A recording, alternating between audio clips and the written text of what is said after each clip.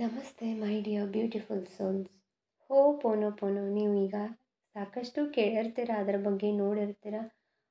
ಪೋನೋ ಅನ್ನುವಂಥದ್ದು Hawaiian prayer. ಅದೊಂದು ಬಹಳ ಶಕ್ತಿಯುತವಾದಂಥದ್ದು.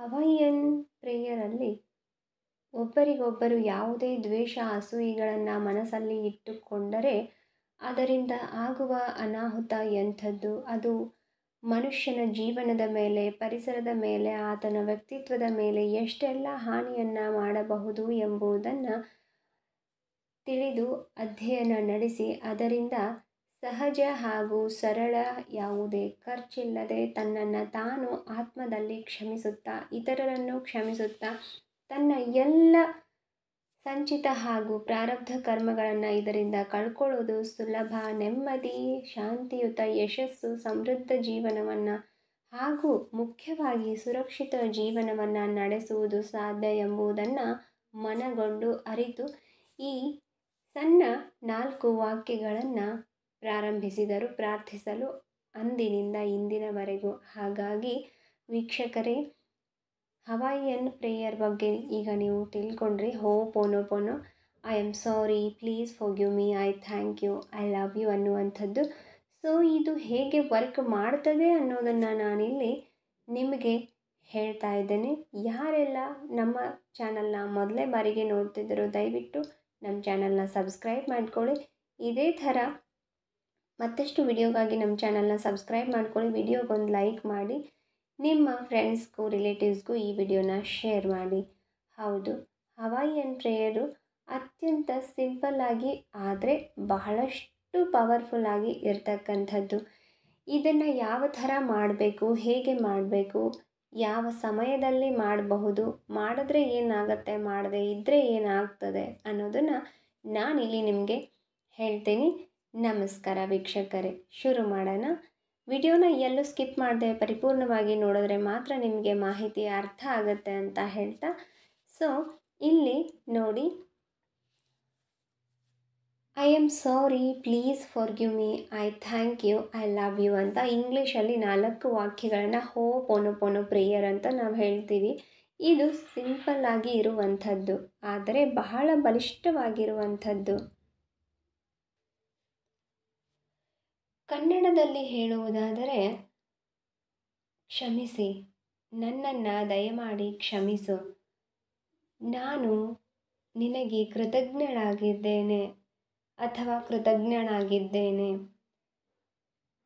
ನಾನು ನಿನ್ನನ್ನು ಪ್ರೀತಿಸುತ್ತಿದ್ದೇನೆ ಅಥವಾ ನಾನು ನಿಮ್ಮನ್ನು ಪ್ರೀತಿಸುತ್ತಿದ್ದೇನೆ ಎನ್ನುವ ಈ ಸಿಂಪಲ್ ಆದಂತಹ 4 ವಾಕ್ಯಗಳನ್ನು ನೀವು ಪ್ರಾರ್ಥನೆ ರೂಪದಲ್ಲಿ ಪ್ರತಿದಿನ ನಿಯಮಿತವಾಗಿ ಹೇಳೋದಾದರೆ ಒಂದೇ ಸಮಯದಲ್ಲಿ, ಸೊ ಅದು ನಿಮ್ಮ ಮನಸ್ಸಿನ ಮೇಲೆ ಬೀರುವಂತಹ ಪರಿಣಾಮ ಏನು ಗೊತ್ತೇ?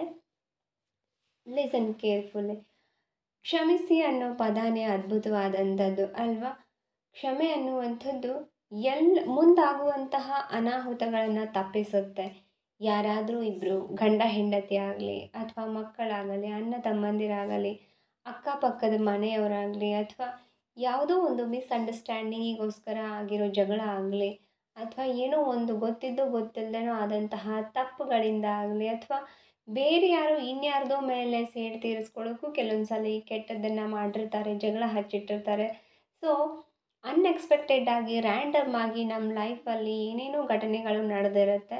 ಸೊ ಅದರಿಂದ ಒಬ್ಬರ ಮನಸ್ಸು ಒಬ್ಬರು ಬೇಜಾರಾಗಬಾರ್ದು, ನೋವಾಗಬಾರ್ದು, ದುಃಖ ಆಗಬಾರ್ದು ಅಂದರೆ ಕ್ಷಮೆ ಕೇಳೋದು ಬಹಳಷ್ಟು ಶ್ರೇಷ್ಠವಾದಂಥದ್ದು. ಹಾಗಾಗಿ ಇಲ್ಲಿ ಕ್ಷಮೆ ಅನ್ನುವಂಥದ್ದು, ಐ ಆಮ್ ಸಾರಿ ಅಂತ ಹೇಳಿದಾಗ ಆ ಫೀಲಿಂಗ್ ಬರುತ್ತೆ. ನನ್ನನ್ನು ಕ್ಷಮಿಸಿ ಅಂತ ಹೇಳುವಾಗ ತಿಳಿದೋ ತಿಳಿದೇನೋ ಆದಂತಹ ಎಲ್ಲ ತಪ್ಪಿಗಾಗಿ ಕ್ಷಮೆ ಇರಲಿ ಅಂತ ಬೇಡುವಂಥದ್ದು. ಫಾರ್ ಎಕ್ಸಾಂಪಲ್, ನೀವು ಈಗ ಹಣಕಾಸಿನ ಸಮಸ್ಯೆಯನ್ನು ಹೊಂದಿದ್ದೀರಾ, ದುಡ್ಡು ನಿಮಗೆ ಆಗ್ತಾ ಇಲ್ಲ, ಎಷ್ಟು ದುಡಿದ್ರೂ ದುಡ್ಡು ಕೈಯಲ್ಲಿ ನಿಲ್ತಾ ಇಲ್ಲ ಅಂತಂದರೆ, ನೀವು ದುಡ್ಡಿನ ಬಗ್ಗೆ ನಿರ್ಲಕ್ಷ್ಯ ಮಾಡಿರ್ತೀರ. ಅದನ್ನು ಕೂಡಿಟ್ಕೊಳ್ಳೋದಾಗಲಿ, ಅದನ್ನು ನಿಯಮಿತವಾಗಿ ಪ್ರೀತಿಯಿಂದ ಖರ್ಚು ಮಾಡೋದಾಗಲಿ, ಅಥವಾ ಪ್ರೀತಿಯಿಂದ ಸ್ವಾಗತ ಮಾಡೋದಾಗಲಿ. ನೋಡಿ, ಯಾರಿಗೇ ಆಗಲಿ ಪ್ರೀತಿಯಿಂದ ಮಾತ್ರ ನಾವು ಎಲ್ಲರನ್ನೂ ಗೆಲ್ಲೋದಕ್ಕೆ ಸಾಧ್ಯ. ಪ್ರೀತಿಗೆ ಆ ಶಕ್ತಿ ಇದೆ. ಪ್ರಪಂಚನೇ ಗೆಲ್ಲುವಂತಹ ಶಕ್ತಿ ಪ್ರೀತಿಗಿದೆ. ಹಾಗಾಗಿ ಎಲ್ಲವನ್ನು ವ್ಯವಹಾರದ ದೃಷ್ಟಿಯಿಂದ ನೋಡೋದು ಸರಿಯಲ್ಲ. ಹಾಗಾಗಿ ನೀವು ಮನಿ ಅಫರ್ಮೇಷನ್ ಹೇಳೋದಾದರೆ, dear money, please forgive me, I am sorry, I thank you, I love you, I thank you ಅಂತ ಹೇಳಬೇಕು. ಓಕೆ, ಒಂದು ನೀವು ರಿಲೇಷನ್ಶಿಪ್ ಬಗ್ಗೆ ಹೇಳೋದಾದರೆ ಅದೇ ರಿಲೇಷನ್ಶಿಪ್ ಬಗ್ಗೆ ನೀವು ಹೇಳಬೇಕು, ಅವರಿಗೆ ಹೇಳಬೇಕು, ಅಥವಾ ನಿಮಗೆ ನೀವು ಹೇಳ್ಕೊಳ್ಳೋದ್ರಿಂದ ಅದು ರಿಲೇಷನ್ಶಿಪ್ ಸರಿ ಹೋಗುತ್ತೆ. ಹಣಕ್ಕೆ ನೀವು ಹಣದಿಂದ ಡಿಯರ್ ಮನಿ, ಪ್ರೀತಿಯ ಹಣವೇ ದಯಮಾಡಿ ನನ್ನನ್ನು ಕ್ಷಮಿಸು, ನಾನು ನಿನಗೆ ಕೃತಜ್ಞಳಾಗಿದ್ದೇನೆ, ನಾನು ನಿನ್ನನ್ನು ಪ್ರೀತಿಸ್ತಾ ಇದ್ದೇನೆ ಅಂತ ನೀವು ಈ ಥರ ಕನ್ನಡದಲ್ಲಾದ್ರೂ ಹೇಳಬಹುದು. ಅದರಿಂದ ನಿಮಗೆ ಬ್ಲಾಕೇಜಸ್ ಎಲ್ಲ ಓಪನ್ ಆಗುತ್ತೆ. ಖಂಡಿತ ನಿಮಗೆ ಹಣದ ಸಮಸ್ಯೆ ಅದು ಏನೇ ಇದ್ರೂ ಪರಿಹಾರವಾಗುತ್ತೆ. ರಿಲೇಷನ್ಶಿಪ್ ಕೂಡ ಸರಿ ಹೋಗುತ್ತೆ. ಒಂದು ವೇಳೆ ನೀವು ಯಾವುದಾದ್ರೂ ಪ್ರತಿಯೊಂದಕ್ಕೂ ಇದು ವರ್ಕ್ ಆಗುತ್ತೆ ನೀವು ಇದನ್ನು ಹೇಳೋದ್ರಿಂದ. ಸೊ ದಯಮಾಡಿ ನನ್ನನ್ನು ಕ್ಷಮಿಸಿ ಅಂತ ಹೇಳುವಾಗ ಅಲ್ಲಿ ಇನ್ನೂ ಒಂದಿಷ್ಟು ಹೆಚ್ಚಿಗೆ ರಿಕ್ವೆಸ್ಟ್ ಇರುತ್ತೆ, ಬೇಡಿಕೆ ಇರುತ್ತೆ. ಸೊ ಹಾಗಾಗಿ ಅಲ್ಲಿ ಖಂಡಿತ ಕ್ಷಮೆ ಸಿಗುತ್ತೆ.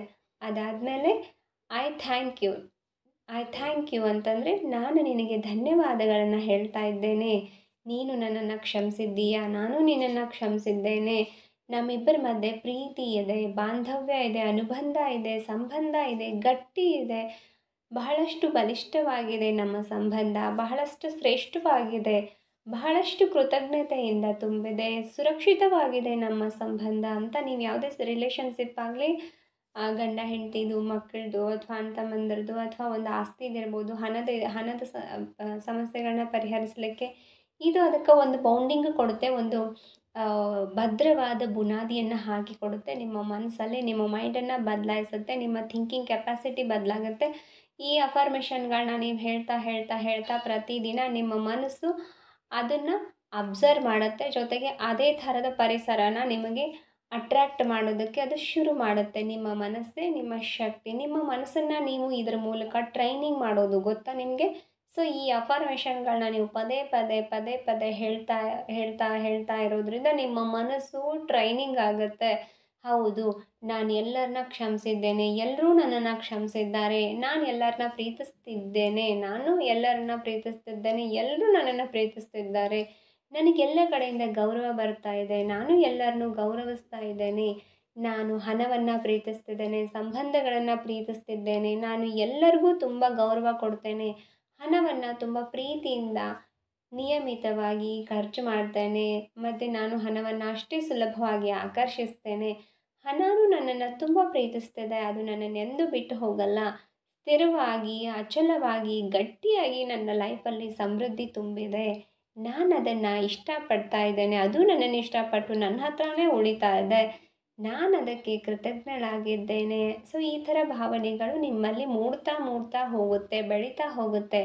ಹಾಗಾಗಿ ಕೊನೆಯದಾಗಿ ನೀವು ಹೇಳೋದು ಐ ಲವ್ ಯು ಅಂತ. ನಾನು ನಿನ್ನನ್ನು ಪ್ರೀತಿಸ್ತೇನೆ ಅಂತ ಹೇಳೋದು ಎಷ್ಟೊಂದು ಸುಖ ಕೊಡುವಂಥ ಪದ ಅಲ್ವಾ ಮನಸ್ಸಿಗೆ, ಆತ್ಮಕ್ಕೆ.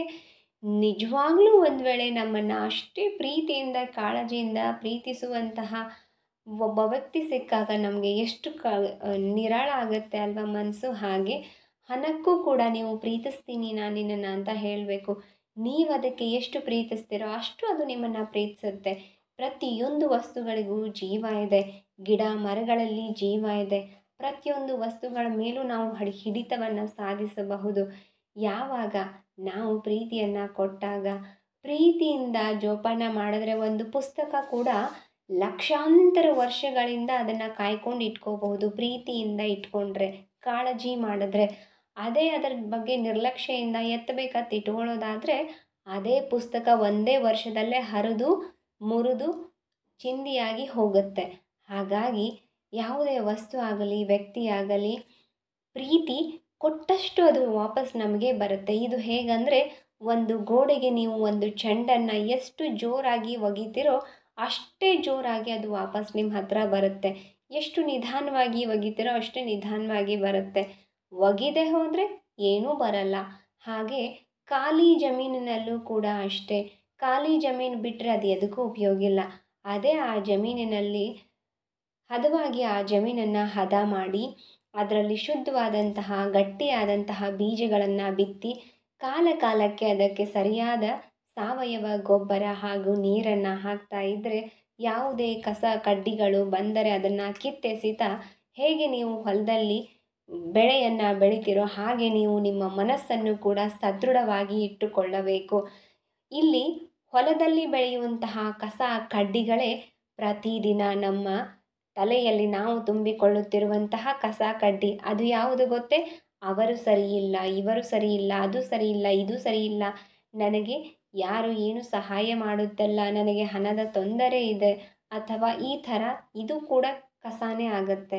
ಇಲ್ಲ ಅಂದರೆ ನೀವು ಈಗ ಬೇಡದೇ ಇರೋದು ಇನ್ಸ್ಟಾಗ್ರಾಮು, ಫೇಸ್ಬುಕ್ಕು, ಯೂಟ್ಯೂಬಲ್ಲಿ, ಟ್ವಿಟ್ಟರಲ್ಲಿ, ಶೇರ್ ಚಾಟಲ್ಲಿ ಅಂತ ಉಪಯೋಗ ಇಲ್ಲದೆ ಇರುವಂತಹ, ನಿಮಗೆ ಎದಕ್ಕೂ ಉಪಯೋಗ ಇಲ್ಲದೆ ಇರುವಂತಹ ಖಾಲಿ ಬೇಡದೇ ಇರೋ ವಿಡಿಯೋಗಳನ್ನ ನೋಡಿ ನಿಮ್ಮ ಅಮೂಲ್ಯವಾದ ಸಮಯವನ್ನು ಹಾಳು ಮಾಡ್ತಾ, ಜೊತೆಗೆ ಸಮಯ ಹಾಳು ಮಾಡ್ತಾ ಇಲ್ಲ, ಅದರ ಜೊತೆಗೆ ನಿಮ್ಮ ತಲೆಯಲ್ಲಿ ಆ ಕಸವನ್ನು ನೀವು ತುಂಬಿಕೊಳ್ತಿದ್ದೀರ. ನಿಮ್ಮ ಮೈಂಡು, ನಿಮಗೆ ಗೊತ್ತಿರಲಿ, ಸತ್ಯವಾದದ್ದೇನು ಗೊತ್ತೇ? ಸಬ್ಕಾನ್ಷಿಯಸ್ ಮೈಂಡ್ ಪವರು ಅದು ಪಿಕ್ಚರ್ ಲ್ಯಾಂಗ್ವೇಜು. ಅದಕ್ಕೆ ಭಾಷೆ ಇಲ್ಲ. ಏನನ್ನು ನೋಡುತ್ತೋ ಅದನ್ನೇ ಅದು ನಿಜ ಅಂತ ನಂಬಿ ಅದೇ ಥರ ನಿಮ್ಮ ಜೀವನವನ್ನು ಕ್ರಿಯೇಟ್ ಮಾಡ್ತಾ ಹೋಗುತ್ತೆ. ಯೋಚನೆ ಮಾಡಿ. ಉಪಯೋಗ ಇಲ್ಲದೆ ಇರೋದನ್ನು ನೋಡ್ತಾ, ಕೇಳ್ತಾ, ಮಾತನಾಡ್ತಾ ನೀವು ನಿಮ್ಮ ಸಮಯವನ್ನು ಹಾಳು ಮಾಡಿಕೊಳ್ತಾ ಇದ್ದರೆ ಮುಂದೊಂದು ದಿನ ಖಂಡಿತ ನಿಮ್ಮ ಸಮಯ, ನಿಮ್ಮ ಜೀವನವೇ ಹಾಳಾಗುತ್ತದೆ. ಯಾವ ಸಮಯಕ್ಕೆ ನೀವು ಬೆಲೆ ಕೊಡುವುದಿಲ್ಲವೋ ಅದೇ ಸಮಯವೇ ನಿಮಗೆ ಮುಂದೆ ಶತ್ರುವಾಗುವುದರಲ್ಲಿ ಸಂದೇಹವಿಲ್ಲ. ಪ್ರತಿಯೊಂದು ಸಮಯಕ್ಕೂ ಅದರದೇ ಆದ ಗೌರವವನ್ನು ಕೊಡಿ. ಪ್ರತಿಯೊಂದು ಸಮಯವನ್ನು ನಿಮಗೆ ಉತ್ತಮವಾದ ನಾಲೆಜ್ ಬರೋ ಹಾಗೆ, ಉತ್ತಮವಾದಂತಹ ತಿಳುವಳಿಕೆ, ಜ್ಞಾನ ಬರುವಂತಹ ವಿಷಯಗಳಿಗೆ ನೀವು ನಿಮ್ಮ ಸಮಯವನ್ನು ಕೊಡಿ. ಉತ್ತಮವಾದ ವ್ಯಕ್ತಿತ್ವ ವಿಕಸನದ ಪುಸ್ತಕಗಳನ್ನು ಓದಿ. ಮೊಬೈಲ್ಗಳಲ್ಲೂ ಕೂಡ ಸಾಕಷ್ಟು ವ್ಯಕ್ತಿತ್ವ ವಿಕಸನದ ಪುಸ್ತಕಗಳ ಆಡಿಯೋ ರೆಕಾರ್ಡಿಂಗ್ಗಳಿದೆ. ನೀವು ಯೂಟ್ಯೂಬಲ್ಲಿ ಅದನ್ನಾದರೂ ಕೇಳಬಹುದು. ಓದೋ ಸಮಯವಿಲ್ಲ ಎಂದರೆ, ಓದುವುದಕ್ಕೆ ಬರೋದಿಲ್ಲ ಅನ್ನೋರು ಕೂಡ ಆ ಥರ ವಿಡಿಯೋಗಳನ್ನ ನೋಡಬಹುದು, ಯೂಟ್ಯೂಬಲ್ಲಿ ಕೇಳ್ಬೋದು. ಅದನ್ನು ಕೇಳ್ತಾನೆ ನೀವು ಕೆಲಸ ಮಾಡಬಹುದು. ಇನ್ನು ಬೀಜ ಬಿತ್ತೋದು ಅಂತಂದರೆ ಹೊಲದಲ್ಲಿ ಮೊದಲು ಮನಸ್ಸನ್ನು ನಾವು ಹದ ಮಾಡಬೇಕು. ಭೂಮಿಯನ್ನು ಹೇಗೆ ನಾವು ಹದ ಮಾಡ್ತೀವೋ, ಭೂಮಿಯನ್ನು ಹರಿಗಿಸ್ತೀವಲ್ವ, ಹಾಗೆ ಭೂಮಿಯನ್ನು ಉಳುವಲು ಮಾಡ್ತೀವಲ್ವ, ಹಾಗೆ ನಮ್ಮ ಮನಸ್ಸನ್ನು ಉಳಬೇಕು. ಹೇಗೆ? ಶುದ್ಧವಾಗಿ, ಅದನ್ನು ಸ್ವಚ್ಛವಾಗಿ ಮಾಡೋದು ಯಾವುದು ಗೊತ್ತಾ? ಧ್ಯಾನ. ಹೌದು ವೀಕ್ಷಕರೇ, ಧ್ಯಾನ ಅನ್ನುವಂಥದ್ದು ಅದ್ಭುತವಾದಂತಹದ್ದು. ನಮ್ಮ ಪೂರ್ವಿಕರು, ಸನಾತನ ಋಷಿ ಮುನಿಗಳು ಕೊಟ್ಟಿರುವಂತಹದ್ದು, ನಮ್ಮ ಧರ್ಮದ ಅತ್ಯದ್ಭುತವಾದಂತಹ ಕೊಡುಗೆ. ಅದು ನಮಗಾಗಿ ನಾವೆಲ್ಲರೂ ಕೃತಜ್ಞರಾಗಿರಬೇಕು ಋಷಿ ಮುನಿಗಳಿಗೆ. ಇಂತಹ ಅಮೂಲ್ಯ ಆಯುರ್ವೇದ ಜ್ಞಾನವನ್ನು, ಯೋಗಾಸನಗಳನ್ನು ನಮಗೆ ನೀಡಿದ ಮಹಾನ್ ಸಂತರಿಗೆ, ಋಷಿ ಮುನಿಗಳಿಗೆ ನಾವು ಕೃತಜ್ಞರಾಗಿರಬೇಕು. ಪ್ರತಿದಿನ 10 ನಿಮಿಷ ಧ್ಯಾನವನ್ನು ಮಾಡುವುದನ್ನು ರೂಢಿಸಿಕೊಳ್ಳಿ. ಧ್ಯಾನ ಎಂದರೇನು, ಅದನ್ನು ಹೇಗೆ ಮಾಡಬೇಕು ಎನ್ನುವುದನ್ನು ನಾನು ವಿಡಿಯೋ ಮಾಡಿದ್ದೇನೆ. ನೀವು ನೋಡಬಹುದು, ನಮ್ಮ ಚಾನಲ್ನಲ್ಲಿದೆ. ಅತಿ ಸುಲಭವಾಗಿ, ಸರಳವಾಗಿ, ಎಲ್ಲರಿಗೂ ಅರ್ಥವಾಗುವ ಹಾಗೆ ಅದನ್ನು ತಿಳಿಸಲು ಪ್ರಯತ್ನಿಸಿದ್ದೇನೆ. ಇನ್ನು ಮನಸ್ಸನ್ನು ಹದಗೊಳಿಸಿದ ಮೇಲೆ ಬಿತ್ತುವಂತಹ ಬೀಜಗಳು ಎಂತಹದ್ದಿರಬೇಕು? ಶುದ್ಧವಾದದ್ದು. ಕೇವಲ ನಾವು ಬಾಯಿಯಿಂದ ಸೇವಿಸುವುದಷ್ಟೇ ಆಹಾರವಾಗುವುದಿಲ್ಲ. ನಾವು ಕಣ್ಣು, ಮೂಗು, ಕಿವಿ, ಬಾಯಿ, ಚರ್ಮದಿಂದ, ಪಂಚೇಂದ್ರಿಯಗಳಿಂದ ಏನೆಲ್ಲ ಸೇವಿಸುತ್ತೀವೋ ಅದೆಲ್ಲವೂ ನಮಗೆ ಆಹಾರವಾಗಿ ಪರಿಣಮಿಸುತ್ತದೆ. ಹಾಗಾಗಿ ಪ್ರತಿದಿನ ಒಳ್ಳೆಯದನ್ನೇ ಮಾತನಾಡಬೇಕು, ಒಳ್ಳೆಯದನ್ನೇ ಕೇಳಬೇಕು, ಒಳ್ಳೆಯದನ್ನೇ ನೋಡಬೇಕು, ಒಳ್ಳೆಯದನ್ನೇ ಸೇವಿಸಬೇಕು, ಒಳ್ಳೆಯದನ್ನೇ ವಾಸಿಸಬೇಕು ಅಂತ. ಅದಕ್ಕೆ ಹೇಳುವುದು ಪಂಚೇಂದ್ರಿಯಗಳೇ. ನಮ್ಮ ಶರೀರವೂ ಕೂಡ ಪಂಚಭೂತಗಳಿಂದಲೇ ಆಗಿರುವಂಥದ್ದು. ಪ್ರತಿಯೊಂದಕ್ಕೂ ಒಂದಕ್ಕೊಂದು ಇನ್ನರ್ ಲಿಂಕ್ ಇದೆ, ಇನ್ನರ್ ಕನೆಕ್ಷನ್ ಇದೆ. ಹಾಗಾಗಿ ಅರ್ಥ ಮಾಡಿಕೊಳ್ಳಿ. ಶುದ್ಧವಾದ ಭಾವನೆಗಳಿಂದ, ಶುದ್ಧವಾದ ಈ ಥರ ಶಕ್ತಿಯುತ, ನಾನು ಶಕ್ತಿಶಾಲಿ ಆತ್ಮ, ನಾನು ಬಲಿಷ್ಠವಾಗಿದ್ದೇನೆ, ನಾನು ಬಹಳ ಒಳ್ಳೆಯವಳು, ನನಗೆ ಬಹಳ ಶಾಂತ ಸ್ವಭಾವವಿದೆ, ನಾನು ಎಲ್ಲರನ್ನ ಪ್ರೀತಿಸುತ್ತೇನೆ, ನನ್ನ ಏಕಾಗ್ರತೆ ಅತ್ಯದ್ಭುತವಾಗಿದೆ, ನಾನು ಎಲ್ಲರನ್ನ ಪ್ರೀತಿಸುತ್ತಿದ್ದೇನೆ, ಎಲ್ಲರೂ ನನ್ನನ್ನು ತುಂಬ ಪ್ರೀತಿಸುತ್ತಿದ್ದಾರೆ, ಎಲ್ಲರೂ ನನ್ನನ್ನು ಗೌರವಿಸುತ್ತಿದ್ದಾರೆ, ನಾನು ಎಲ್ಲರನ್ನ ಗೌರವಿಸುತ್ತಿದ್ದೇನೆ, ನನ್ನ ಬದುಕು ಸಂರಕ್ಷಿತವಾಗಿದೆ, ಪ್ರೀತಿಸಲ್ಪಟ್ಟಿದೆ, ಗೌರವಿಸಲ್ಪಟ್ಟಿದೆ, ಸುರಕ್ಷಿತವಾಗಿರಿಸಲ್ಪಟ್ಟಿದೆ. ಏನನ್ನಾದರೂ ಸಾಧಿಸುವ ಶಕ್ತಿ, ಚೈತನ್ಯ ನನಗಿದೆ. ಸಾಕ್ಷಾತ್ ಪರಶಿವನ ಪರಮ ಪ್ರೀತಿಯ ಮಗುವಾಗಿದ್ದೇನೆ ನಾನು. ಭಗವಂತನ ಕರುಣೆಯಿಂದ ನಾನು ಎಲ್ಲ ಸಂತೋಷವನ್ನು ಹೊಂದಿದ್ದೇನೆ. ಅವನ ಇಚ್ಛೆ ಇಲ್ಲದೆ ನಾನು ಬದುಕಲಾರೆ. ಅವನಿಂದಲೇ ನನ್ನ ಜೀವನವಿದೆ. ಅವನಿಂದಲೇ ನನ್ನ ಈ ಯಶಸ್ಸು, ಕೀರ್ತಿ ಎಲ್ಲವೂ. ಹಾಗಾಗಿ ನಾನು ಭಗವಂತನಿಗೆ ಕೃತಜ್ಞನಾಗಿದ್ದೇನೆ. ನನ್ನ ಪರಿಸರ ಸುಂದರವಾಗಿದೆ, ನನ್ನ ಕುಟುಂಬ ಸುಂದರವಾಗಿದೆ, ನಮ್ಮಲ್ಲಿ ಬಾಂಧವ್ಯವಿದೆ, ಅನುಬಂಧವಿದೆ, ಸಮೃದ್ಧಿ ಇದೆ, ಸ್ನೇಹ ಸಂಬಂಧಗಳು ಗಟ್ಟಿಯಾಗಿವೆ. ಧನ್ಯವಾದಗಳು ಬ್ರಹ್ಮಾಂಡವೇ. ಈ ಥರ ನೀವು ಪ್ರತಿದಿನ ಶುದ್ಧವಾದ ಮನಸ್ಸಿನಿಂದ ಒಳ್ಳೊಳ್ಳೆ ಭಾವನೆಗಳನ್ನು ಬಾಯಿಂದ ಹೇಳೋದು, ಕೇಳೋದು, ಜೊತೆಗೆ ಅದನ್ನು ನೀವು ಅನುಭವಿಸುವುದರಿಂದ ಖಂಡಿತವಾಗಿಯೂ ನಿಮ್ಮ ಜೀವನ ಬದಲಾಗುತ್ತದೆ. ಇದರೊಟ್ಟಿಗೆ ಈ ಹವಾಯಿಯನ್ ಪ್ರೇಯರ್ನ ನೀವು ಈ ಥರ ಪ್ರತಿ ಗಂಟೆಗೂ ಮಾಡೋದ್ರಿಂದ, ಅಥವಾ ನೀವು ಡೈಲಿ ಮುಂಜಾನೆ ಒಂದು ಸತಿ ಅಥವಾ ಸಂಜೆ ಒಂದು ಸತಿ ಅಥವಾ ನಿಮ್ಮ ಬಿಡುವಿನ ಸಮಯದಲ್ಲಿ ಪರ್ಟಿಕ್ಯುಲರ್ ಒಂದೇ ಸಮಯವನ್ನು ಮಾಡೋದು ಬಹಳ ಬೆಟರು ಅಂತ ನನ್ನ ಅನಿಸಿಕೆ, ನನ್ನ ಅನುಭವ ಕೂಡ. ನೀವು ಒಮ್ಮೆ ಮುಂಜಾನೆ, ಮಧ್ಯಾಹ್ನ, ಸಂಜೆ ಅಥವಾ 4 ಗಂಟೆ, ಸಂಜೆ 5 ಗಂಟೆ ಈ ಥರ ಮಧ್ಯರಾತ್ರಿ ಮಾಡೋದ್ರಿಂದ ಮನಸ್ಸು ಮತ್ತಷ್ಟು ಚಿಂತಾಕ್ರಾಂತ ಮನಸ್ಸಿನ ಮೇಲೆ ಕಲ್ಲೆಸೆದಂತಾಗುತ್ತೆ. ಅದಕ್ಕೊಂದು ಕರೆಕ್ಟಾಗಿ ಫ್ರೀಕ್ವೆನ್ಸಿ ಸಿಗಲ್ಲ. ನೀವು ನಿಮ್ಮ ಮನಸ್ಸಿಗೆ ಕರೆಕ್ಟಾಗಿ ಒಂದು ಫ್ರೀಕ್ವೆನ್ಸಿ, ಒಂದು ವೈಬ್ರೇಷನ್ ಕೊಡಬೇಕು ಅನ್ನೋದಾದರೆ ಈ ಹವಾಯಿಯನ್ ಪ್ರೇಯರ್ನ ನೀವು, ಅಥವಾ ಯಾವುದೇ ಈಗ ನಾನು ಹೇಳಿರ್ತಕ್ಕಂಥದ್ದು ಅಥವಾ ಬೇರೆ ನೀವು ಯಾವುದೇ ಅಫರ್ಮೇಷನ್ಗಳನ್ನು ಹೇಳೋದಾದರೆ, ಸಕಾರಾತ್ಮಕ ವಾಕ್ಯಗಳನ್ನು ಹೇಳೋದಾದರೆ, ನೀವು ಸರಿಯಾಗಿ ಪ್ರತಿದಿನ ಒಂದೇ ಸಮಯದಲ್ಲೇ ಮಾಡೋ ಪ್ರಯತ್ನ ಮಾಡಿ. At least 21 days or more. Okay, 21 ದಿನ ಅಥವಾ ಅದಕ್ಕಿಂತ ಹೆಚ್ಚಾಗಿ ನೀವು ಮಾಡಬಹುದು. 21 ದಿನದಲ್ಲೇ ನೀವು ನಿಮ್ಮ ಖಂಡಿತ ರಿಸಲ್ಟನ್ನು ಕಾಣ್ತೀರ. ನೀವು 1 ಕೋಟಿ ಹಣ ಅಲ್ಲ, 100 ಕೋಟಿ ಹಣ ಬೇಕಂದ್ರೂ ಬರ್ತದೆ. ಮಾಡಿ ನೋಡಿ ನೀವು.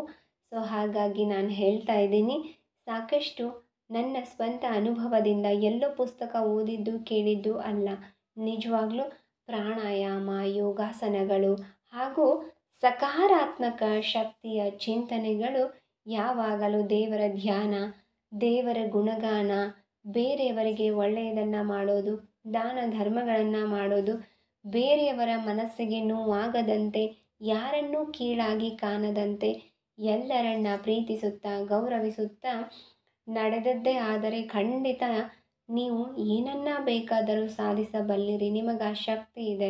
ಹಾಗಾಗಿ ಈ ಹವಾಯಿಯನ್ ಪ್ರೇಯರ್ ಅಂದರೆ ಏನು ಅಂತ ತಿಳ್ಕೊಳ್ರಿ ಅಲ್ವಾ. ಸೊ ಈಗ ಅದನ್ನು ನೀವು ಕನ್ನಡದಲ್ಲೂ ಕೂಡ ಹೇಳ್ಕೋಬಹುದು. ನನ್ನನ್ನು ಕ್ಷಮಿಸು, ದಯಮಾಡಿ ನನ್ನನ್ನು ಕ್ಷಮಿಸು, ನಾನು ಕೃತಜ್ಞಳಾಗಿದ್ದೇನೆ, ಧನ್ಯವಾದಗಳು ನಿನಗೆ, ಐ ಲವ್ ಯು, ನಾನು ನಿನ್ನನ್ನು ಪ್ರೀತಿಸುತ್ತಿದ್ದೇನೆ, ನಾನು ನಿನ್ನನ್ನು ಪ್ರೀತಿಸುತ್ತಿದ್ದೇನೆ. ಈ ಥರ ನೀವು ಕನ್ನಡದಲ್ಲಾದ್ರೂ ಹೇಳಬಹುದು. ಇದು ಈ ರೀತಿ. ಇನ್ನು ಇದನ್ನು ಯಾವ್ಯಾವ ಥರ ಎಲ್ಲ ಹೇಳ್ಬೋದು? 1, ನೀವು ಕುಡಿಯುವಂತಹ ನೀರಿಗೆ ಪ್ರತಿ ಗಂಟೆಗೊಮ್ಮೆ ನೀರನ್ನು ಸೇವಿಸುವುದರಿಂದ ಪಿತ್ತ ಪ್ರಕೃತಿಯನ್ನು ತಡೆಗಟ್ಟಬಹುದು. ಹೌದು ವೀಕ್ಷಕರೇ, ಪಿತ್ತ ಹೆಚ್ಚಾದರೆ ನಮ್ಮ ದೇಹದಲ್ಲಿ ಹೀಟ್ ಹೆಚ್ಚಾಗುತ್ತೆ.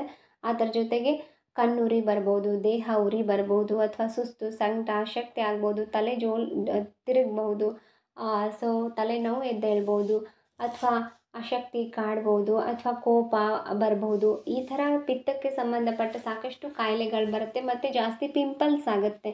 ಮುಖದ ಮೇಲಾದರೂ ಆಗ್ಬೋದು, ಎಲ್ಲಿ ಬೇಕಲ್ಲಿ ಕೂಡ ಮೈತುಂಬ ಗುಳ್ಳೆಗಳಾಗಬಹುದು, ಪಿಂಪಲ್ಸ್. ಹಾಗಾಗಿ ಪಿತ್ತವನ್ನು ಕೂಡ ತಡೆಗಟ್ಟುತ್ತೆ. ನೀರಿಗೆ ಮೆಮೊರಿ ಪವರ್ ಇದೆ, ನೆನಪಿನ ಶಕ್ತಿ ಇದೆ. ಹಾಗಾಗಿ ನೀವು ಪ್ರತಿ ಗಂಟೆಗೊಂದು ಸಲ ನೀವು ನೀರನ್ನು ಕುಡಿಯೋದ್ರಿಂದ ಎಷ್ಟು ಕುಡಿತೀರಾ? ಅಟ್ಲೀಸ್ಟ್ ಒಂದು 7 ರಿಂದ 8 ಲೀಟರ್ ನೀರು ನೀವು ಪ್ರತಿದಿನ ಕುಡಿಬೇಕು. ಅದು ಗಂಟೆಗೊಂದು ಸಲ ಪದೇ ಪದೇ ಅಟ್ಲೀಸ್ಟ್ ಒಂದೊಂದು ಗ್ಲಾಸ್ ನೀರನ್ನಾದರೂ ಗಂಟೆಗೊಂದು ಸಲ ಕುಡಿಯೋ ಪ್ರಯತ್ನ ಮಾಡಿ. ಆ ನೀರನ್ನು ಕುಡಿಯೋವಾಗ ಅದಕ್ಕೆ ಹೇಳಿ, ನೀರಿಗೆ, ದಯಮಾಡಿ ನನ್ನನ್ನು ಕ್ಷಮಿಸು, ನನ್ನನ್ನು ಕ್ಷಮಿಸು, ನಾನು ನಿನಗೆ ಕೃತಜ್ಞಳಾಗಿದ್ದೇನೆ, ನಾನು ನಿನ್ನನ್ನು ಪ್ರೀತಿಸುತ್ತಿದ್ದೇನೆ, ಧನ್ಯವಾದಗಳು, ನೀನು ಕರುಣಾಮಯಳು, ನೀನು ಬಹಳ ಸುಂದರವಾಗಿದ್ದೀಯ. ಈ ನೀರಿನ ಪ್ರತಿಯೊಂದು ಕಣಕಣವು ಬಹಳ ಶಕ್ತಿಯುತವಾಗಿವೆ, ಆರೋಗ್ಯದಾಯಕವಾಗಿವೆ. ಈ ನೀರನ್ನು ಕುಡಿತಾ ಇರೋದ್ರಿಂದ ನಾನು ಬಹಳ ಶಕ್ತಿಶಾಲಿ ಆಗುತ್ತಿದ್ದೇನೆ, ಯಂಗ್ ಆ್ಯಂಡ್ ಎನರ್ಜೆಟಿಕ್ ಆಗುತ್ತಿದ್ದೇನೆ. ನನ್ನ ಮನಸ್ಸು, ಬುದ್ಧಿ, ಆತ್ಮ ಸಂರಕ್ಷಿತವಾಗಿದೆ. ನನ್ನ ಔರ ಕವಚ ಸಂರಕ್ಷಿತವಾಗಿದೆ. ಏನನ್ನಾದರೂ ಸಾಧಿಸುವ ಮಹೋನ್ನತ ಇಚ್ಛಾಶಕ್ತಿ, ಕ್ರಿಯಾಶಕ್ತಿ, ಜ್ಞಾನ ಶಕ್ತಿಗಳು ನನಗೆ ಈ ನೀರನ್ನು ಕುಡಿತಾ ಇರೋದ್ರಿಂದ ಬರ್ತಾ ಇದೆ. ಈ ನೀರಿಗೆ ನಾನು ಕೃತಜ್ಞಳಾಗಿದ್ದೇನೆ. ದಯಮಾಡಿ ನನ್ನನ್ನು ಕ್ಷಮಿಸು dear water. I love you. I thank you. I love you. I thank you. Please forgive me dear water. I love you. ಈ ಥರ ನೀವು ಹೇಳ್ತಾ ಆ ನೀರನ್ನು ಗಂಟೆಗೆ ಒಂದು ಸತಿ ಕುಡಿಯೋದಾದರೆ ಸಿಂಪಲ್ಲಾಗಿ ಹೇಳಿ. ಇಷ್ಟು ಉದ್ದನ್ನು ಬಹಳಷ್ಟು ವಾಕ್ಯಗಳನ್ನ ಹೇಳಬೇಕು ಅಂತೆಲ್ಲ. ನೀನು ಬಹಳ ದಯಾಳು ಇದ್ದೀಯಾ, ಕರುಣಾಳು ಇದ್ದೀಯಾ. ಈ ನೀರನ್ನು ಕುಡಿತಾ ಇರೋದ್ರಿಂದ ನಾನು ಮತ್ತಷ್ಟು ಯಂಗ್ ಆ್ಯಂಡ್ ಎನರ್ಜೆಟಿಕ್ ಆಗ್ತಿದ್ದೇನೆ, ಸುರಕ್ಷಿತವಾಗಿದ್ದೇನೆ. ಧನ್ಯವಾದಗಳು, ನನಗೆ ದಿವ್ಯ ಜ್ಞಾನ ಬರ್ತಾ ಇದೆ, ಥ್ಯಾಂಕ್ ಯು ಅಂತ ಹೇಳಿ ಆ ನೀರಿಗೆ ಥ್ಯಾಂಕ್ಸ್ ಹೇಳಿ ಕುಡಿಬಹುದು. ಒಂದು ನೀರಿಗೆ ಈ ಹವಾಯಿಯನ್ ಪ್ರೇಯರ್ನ ನೀವು ಹೋಪೊನೊಪೊನೊ ಪ್ರೇಯರ್ ಹೇಳಿ ಕುಡಿಬಹುದು. ನೀವು ಕುಡಿದು ನೋಡಿ, ಓಕೆ, ನಿಮಗೆ ಗೊತ್ತಾಗುತ್ತೆ ಅದರ ಪರಿಣಾಮ. ಎರಡನೆಯದಾಗಿ ನೀವು ಕನ್ನಡಿಯಲ್ಲಿ ನೋಡ್ತಾ ಕೂಡ ಹೇಳಬಹುದು ಇದನ್ನು. ಈ ಹೋಪೊನೊಪೊನೊ ಪ್ರೇಯರ್ನ ಕನ್ನಡಿಯಲ್ಲಿ ನಿಮ್ಮನ್ನೇ ನೀವು ನೋಡ್ತಾ, ಎಷ್ಟೋ ವಿಷಯಕ್ಕೆ ನೋಡಿ ಮನಸ್ಸಿಗೆ ನೋವಾಯಿತು ಅಂತ ನಾವು ದೇಹಕ್ಕೆ ದಂಡನೆ ಕೊಡ್ತೀವಿ, ಅದು ತಪ್ಪು. ದೇಹ ಏನು ತಪ್ಪು ಮಾಡಿರಲ್ಲ. ನಾವು ನಮ್ಮ ಮನಸ್ಸಿಗೆ ನೋವಾಯಿತು ಅಂತ ದೇಹಕ್ಕೆ ದಂಡನೆ ಕೊಡ್ತೀವಿ, ಅದರ ಅಧಿಕಾರ ನಮಗಿಲ್ಲ. ಹಾಗಾಗಿ ದೇಹಕ್ಕೆ ದಂಡನೆ ಕೊಟ್ಟಾಗ, ದಂಡನೆ ಕೊಡೋದಂದ್ರೇನು, ಸರಿಯಾಗಿ ಊಟ ಮಾಡಲ್ಲ, ದುಃಖಿಸಿ ಹತ್ತಿರ್ತೀರ, ಸಂಕಟ ಪಟ್ಟಿರ್ತೀರ, ಅದು ದೇಹದ ಮೇಲೆ ಪರಿಣಾಮ ಬೀರುತ್ತೆ. ನೀವು ನೋಡಿ, ಮನಸ್ಸಿಗೆ ಸುಖ ಆದರೂ, ಸಂತೋಷ ಆದರೂ, ದುಃಖ ಆದರೂ ಅದು ದೇಹದ ಮೂಲಕ ಹೊರಗೆ ಹಾಕುತ್ತೆ ಅಲ್ವಾ. ಕೋಪ ಬಂದಾಗ ನಾವು ಅದನ್ನು ಹೇಗೆ ತೋರಿಸ್ತೀವಿ? ದೇಹದಿಂದನೇ ಹೊರಗೆ ಹಾಕ್ತೀವಿ. ಸಂತೋಷ ಆದಾಗೂ ಅದನ್ನು ಅದು ಆ ಫೀಲಿಂಗಲ್ಲೇ ನಾವು ಅದು ತೋರಿಸೋದು. ಹಾಗಾಗಿ ದೇಹ ಮನಸ್ಸಿನ ಒಂದು ಭಾಗ ಅಲ್ಲ, ಮನಸ್ಸೇ ದೇಹ, ಮನಸ್ಸಿನ ಇನ್ನೊಂದು ರೂಪವೇ ದೇಹ. ಹಾಗಾಗಿ ನೀವು ಮನಸ್ಸನ್ನು ಎಷ್ಟು ಗಟ್ಟಿಯಾಗಿ ಇಟ್ಕೊಳ್ತೀರೋ ಅಷ್ಟು ನಿಮ್ಮ ಶರೀರ ಆರೋಗ್ಯವಾಗಿ ಗಟ್ಟಿಯಾಗಿ ಇರುತ್ತೆ. ಅದರ ಜೊತೆಗೆ ನಿಮ್ಮ ಜೀವನವೂ ಅಷ್ಟೇ ಸಮೃದ್ಧವಾಗಿ ಸುರಕ್ಷಿತವಾಗಿ ಇರುತ್ತೆ. ನೀವು ಕನ್ನಡಿಯನ್ನು ನೋಡ್ತಾ ನಿಮ್ಮನ್ನು ನೀವೇ ಕನ್ನಡಿಯಲ್ಲಿ ನೋಡ್ತಾ, ಐ ಆಮ್ ಸಾರಿ, ನನ್ನನ್ನು ಕ್ಷಮಿಸು, ದಯಮಾಡಿ ನನ್ನನ್ನು ಕ್ಷಮಿಸು, ನಾನು ನಿನಗೆ ಕೃತಜ್ಞಳಾಗಿದ್ದೇನೆ, ನಾನು ನಿನ್ನನ್ನು ಪ್ರೀತಿಸ್ತಾ ಇದ್ದೇನೆ, ಧನ್ಯವಾದಗಳು ನಿನಗೆ, I love you, I love you ಅಂತ ನಿಮ್ಮನ್ನು ನೀವೇ ನೋಡ್ಕೊಳ್ತಾ ಅದಕ್ಕೆ ಕನ್ನಡಿಯಲ್ಲಿ ಹೇಳೋದ್ರಿಂದ ಇಟ್ ವಿಲ್ ಡೆಫಿನೆಟ್ಲಿ ಬಹಳಷ್ಟು, ಇದು 100ಕ್ಕೆ 1000 ಪಟ್ಟು ಬೇಗ ವರ್ಕ್ ಆಗುವಂಥದ್ದು. ಹಾಗಾಗಿ ಕನ್ನಡಿಯಲ್ಲಿ ನೋಡ್ತಾ ನೀವು ಹೇಳ್ಬೋದು. ನೀರನ್ನು ನೋಡ್ತಾ ಹೇಳಿ ಆ ನೀರನ್ನು ನೀವು ಕುಡಿಯೋದ್ರಿಂದ ಖಂಡಿತ ನಿಮಗೆ ಇದು ತುಂಬ ವರ್ಕ್ ಆಗುತ್ತೆ ಬೇಗ. ಇದು ನಿಮಗೆ ಅರ್ಥ ಆಗ್ತಿದೆ ನಾನು ಹೇಳೋದು ಅಂತ ಅಂದ್ಕೊಳ್ತೀನಿ. ಮಾಡಿ, ನಂಬಿಕೆ ಇಟ್ಟು ಮಾಡಿ ನೋಡಿ. ಇದಾದ ಮೇಲೆ ನಿಮಗೆ ಇದರಲ್ಲಿ ಒಂದಿಷ್ಟು ಪಾಲಿಸಬೇಕಾದಂತಹ ರೂಲ್ಸು ರೆಗ್ಯುಲೇಷನ್ಸ್ಗಳಿದೆ. ಹೌದು, ನಾವು ಪ್ರತಿದಿನ ಹಾಲು ತುಪ್ಪ ಉಣ್ತೀವಿ, ಹೋಳಿಗೆ ಬೆಲ್ಲ ತುಪ್ಪ ತಿಂತೀವಿ, ಹಾಲು ಕುಡಿತೀವಿ, ಬಾದಾಮಿ ಹಾಲು ಕುಡಿತೀವಿ, ಆದರೂ ಆರೋಗ್ಯ ಸರಿಯಾಗಿ ಉಳಿತಿಲ್ಲ ಅಂದರೆ ನೀವು ಮೆದುಳಿಗೆ ಏನು ಆಹಾರ ಕೊಡ್ತಿದ್ದೀರಾ ಅದು ಇಂಪಾರ್ಟೆಂಟ್ ಆಗುತ್ತೆ. ಬರೀ ಶರೀರಕ್ಕೆ ಕೊಡೋ ಆಹಾರ ಇಂಪಾರ್ಟೆಂಟ್ ಆಗಲ್ಲ. ಇಷ್ಟೆಲ್ಲ ಪ್ರೇಯರ್ ಮಾಡಿ, ಇಷ್ಟೆಲ್ಲ ಪ್ರಾರ್ಥನೆ ಮಾಡಿ, ಹೋಮ ಹವನ ಜಪ ತಪಗಳನ್ನು ಮಾಡಿ, ಆಮೇಲೆ ನೀವು ಮತ್ತೆ ಬೇಡದೇ ಇರೋ ಆ ಧಾರಾವಾಹಿಗಳು, ಕೆಟ್ಟದಾದಂತಹ ಪಿಕ್ಚರ್ಗಳು, ಹೊಡೆಯೋದು ಬಡಿಯೋದು, ಅರ್ಧಂಬರ್ಧ ಬಟ್ಟೆ ಹಾಕ್ಕೊಂಡು ಕುಣಿಯುವಂತಹ ಹಾಡುಗಳು, ಡ್ಯಾನ್ಸ್ಗಳು ಅಂತ ಕೆಟ್ಟ ಧಾರಾವಾಹಿಗಳಲ್ಲೆಲ್ಲ ಕೆಟ್ಟದ್ದೇ ತೋರಿಸ್ತಿದ್ದಾರೆ. ಇನ್ನೊಬ್ಬರ ಮನೆ ಹಾಳು ಮಾಡೋದು, ಬೆಂಕಿ ಹಚ್ಚಿಡೋದು, ಜಗಳ ಹಚ್ಚಿಡೋದು, ಇಂಥದ್ದನ್ನೆಲ್ಲ ನೀವು ನೋಡಿ ಮೋಸ ಮಾಡಿ ಆಸ್ತಿ ಕಿತ್ಕೊಳ್ಳೋದು. ನಿಮ್ಮ ಮನಸ್ಸು ಯಾವುದನ್ನು ನೀವು ನೋಡ್ತಿದ್ದೀರಾ ಅಂದರೆ ಅದನ್ನು ನೀವು ಇಷ್ಟಪಟ್ಟು ನೋಡ್ತಿದ್ದೀರಾ ಅಂತಲೇ ಅರ್ಥ. ಅದರಲ್ಲಿರೋ ಕೆಟ್ಟದ್ದು ನಿಮಗೆ ಗೊತ್ತಿಲ್ಲದ ಹಾಗೆ ನಿಮಗೆ ಇಷ್ಟ ಆಗ್ತಾ ಇದೆ ಅಂತಲೇ ಅರ್ಥ. ನಿಮಗೆ ಗೊತ್ತಿರಲ್ಲ ಅದು ನಿಜವಾಗ್ಲೂ ಸಬ್ಕಾನ್ಷಿಯಸ್ ಮೈಂಡು ಅದೇ, ಅದರ ಶಕ್ತಿನೇ ಅದೇ. ಅದು ಕಣ್ಣಿಂದ ಏನು ನೋಡುತ್ತೆ ಅದೇ ನಿಜ ಅಂತ ತಿಳ್ಕೊಂಡು ನಿಮಗೆ ಅದೇ ಗುಣಗಳನ್ನ ಬೆಳೆಸ್ತಾ ಹೋಗುತ್ತೆ. ಅದೇ ಗುಣಗಳು ನಿಮ್ಮಲ್ಲಿ ಬೆಳೀತಾ ಹೋಗುತ್ತೆ. ನೋಡಿ, ಯಾರಾದರೂ ಕಷ್ಟ ಅಂತ ಬಂದಾಗ 10 ರೂಪಾಯಿ ಕೊಡ್ತೀರಾ, 1000 ರೂಪಾಯಿ ಯಾವತ್ತಾರ ಯಾರಿಗಾರ ಕೊಟ್ಟಿದ್ದೀರಾ? ಎಷ್ಟೋ ಜನ ಶ್ರೀಮಂತರಿದ್ದೀರಾ ಇದರಲ್ಲಿ, ಈ ವಿಡಿಯೋ ಕೇಳ್ತಾ ಇರೋರು ಎಷ್ಟೋ ಜನ ನೌಕರಿ ಮಾಡೋರು ಇರ್ತೀರ. ಯಾವತ್ತಾದರೂ ನೀವು ಇದರಲ್ಲಿ ಯಾರಾದರೂ ಒಬ್ಬ ಬಡ ವಿದ್ಯಾರ್ಥಿಗೆ ಶಿಕ್ಷಣದ ಜವಾಬ್ದಾರಿಯನ್ನು ತಗೊಂಡಿದ್ದೀರಾ? ಅಥವಾ ಒಂದು ಅನಾಥ ಮಗುವಿನ ಸಂರಕ್ಷಣೆಯನ್ನು ತಗೊಂಡಿದ್ದೀರಾ? ನಿಮಗೆ ಶಕ್ತಿ ಇದೆ, ನಿಮಗೆ ಬೇಕಾದಷ್ಟು ಪಗಾರ ಬರ್ತಾ ಇದೆ, ನೀವು ಶ್ರೀಮಂತರಿದ್ದೀರಾ. ಒಂದೇ ಒಂದು ಅನಾಥ ಮಗುವನ್ನು ದತ್ತು ತಗೊಳ್ಳೋದು ಬೇಡ, ಆದರೆ ಪ್ರತಿ ವರ್ಷ ಆ ಮಗುವಿನ ಶಿಕ್ಷಣದ ಖರ್ಚು ವೆಚ್ಚ ಎಷ್ಟು ಬರುತ್ತೋ ಅದನ್ನು ನಾನು ನಿಭಾಯಿಸ್ತೀನಿ ಅಂತ ಮಾತು ಕೊಟ್ಟು ನಿಭಾಯಿಸಿದ್ದೀರಾ? ಒಬ್ಬ ಬಡವ್ರಿಗೆ ಏನಾದರೂ ಸಹಾಯ ಮಾಡಿದ್ದೀರಾ, ಒಂದು ಜೊತೆ ಬಟ್ಟೆ ಕೊಡಿಸ್ತೀರಾ ಪ್ರತಿ ವರ್ಷ ಯಾರಿಗಾದರೂ? ಯೋಚನೆ ಮಾಡಿ.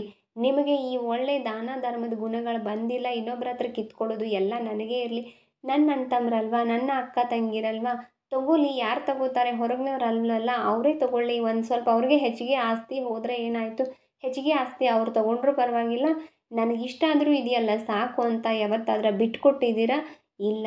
ಈ ಥರದ ಕೆಟ್ಟ ಗುಣಗಳೆಲ್ಲ ನಿಮಗೆ ಬರೋದೇ ಆ ಧಾರಾವಾಹಿಗಳು, ಆ ಹೊಲಸು ಪಿಕ್ಚರ್ಗಳನ್ನ ನೋಡೋದ್ರಿಂದ. ಅದರಲ್ಲಿ ಅಶ್ಲೀಲವಾದಂತಹ ಆ ಪದಗಳ ಬಳಕೆ, ಡಬಲ್ ಮೀನಿಂಗ್ ಪದಗಳ ಬಳಕೆ ನಿಮ್ಮ ಮನಸ್ಸನ್ನು ಕೆಡಿಸ್ತಾ ಇದೆ. ನಿಮ್ಮ ಮಕ್ಕಳೇನಾದರೂ ನೋಡ್ತಾ ಇದ್ದರೆ ಈಗಲೇ ಅದನ್ನು ಸ್ಟಾಪ್ ಮಾಡಿಸಿ. ಅವರು ಮುಂದೆ ನೀವೇ ಈ ಸಣ್ಣವರಿದ್ದಾಗ ಇಷ್ಟು ಚಲೋ ಇದ್ದರು, ದೊಡ್ಡವರು ಉಡಾಳ್ ಹುಡುಗರು ಸಹವಾಸ ಮಾಡಿ ಹಾಳಾಗಲ್ಲ. ನಿಮ್ಮ ಮನೆಯಲ್ಲಿ ಅವ್ರು ನೋಡುವಂತಹ ಆ ಅರ್ಧಂಬರ್ಧ ಬಟ್ಟೆ ಹಾಕ್ಕೊಂಡು ಬಿಚ್ಕೊಂಡು ಕುಡಿಯುವಂತಹ ಫಿಲ್ಮ್ಗಳು, ಆ ಧಾರಾವಾಹಿಗಳಿಂದನೇ ಹಾಳಾಗ್ತಾ ಇರುವಂಥದ್ದು.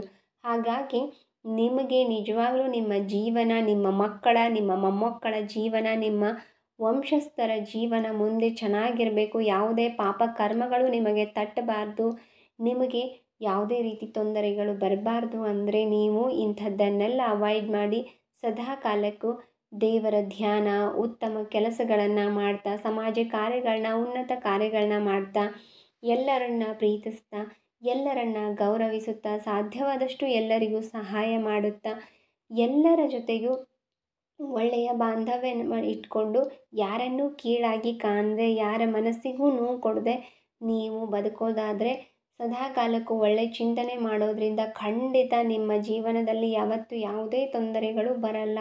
ನೀವು ಯಾವಾಗ ನಿಮ್ಮ ಕರ್ಮದ ಫಲವನ್ನು ಭಗವಂತನಿಗೆ ಒಪ್ಪಿಸಿ ಮಾಡೋಕ್ಕೆ ಶುರು ಮಾಡ್ತೀರೋ ಅದರ ಸಂಪೂರ್ಣ ಜವಾಬ್ದಾರಿ ಅವನದೇ ಆಗಿರುತ್ತೆ. ಹಾಗಾಗಿ ದಯಮಾಡಿ ಹೇಳ್ತಾ ಇದ್ದೀನಿ, ನೀವು ನೀವಾಗಿಯೇ ಇರಿ. ಬೇರೆಯವರ ವಿಚಾರಗಳನ್ನು ನೋಡಿ ಕೇಳಿ ತಲೆಗೆ ತುಂಬಿಕೊಂಡು ನಿಮ್ಮ ಮನಸ್ಸನ್ನು ಕಸದ ಬುಟ್ಟಿಯನ್ನಾಗಿಸಬೇಡಿ. ಅರ್ಥ ಮಾಡಿಕೊಳ್ಳಿ, ನಿಮ್ಮ ಜೀವನ ನಿಮ್ಮದಿದೆ. ಬೇರೆಯವರ ವಿಚಾರಗಳು ನಿಮ್ಮ ತಲೆಯಲ್ಲಿ ಹೋಗಲು ಬಿಡಬೇಡಿ. ಅದು ಒಳ್ಳೆಯದಾಗಿದ್ದರೆ ಪರವಾಗಿಲ್ಲ, ಕೆಟ್ಟ ವಿಚಾರಗಳು ಬೇಡ.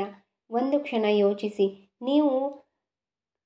ನೀವು ಸಮಯವನ್ನು ಯಾವುದಕ್ಕೆ ಕೊಡ್ತಾ ಇದ್ದೀರ? ಟಿ ವಿ ನೋಡೋದು, ಧಾರಾವಾಹಿ, ಫಿಲ್ಮ್, ಅದರಿಂದ ನಿಮಗೇನು ಲಾಭ ಇದೆ? ನಿಮ್ಮಿಂದ ಅವರು ಕೋಟಿ ಕೋಟಿ ಸಂಪಾದಿಸ್ತಾರೆ, ಬಟ್ ನಿಮಗೇನು ಅದರಿಂದ ಲಾಭ ಇದೆ ಯೋಚನೆ ಮಾಡಿದ್ದೀರಾ? ಅರ್ಥ ಮಾಡಿಕೊಳ್ಳಿ.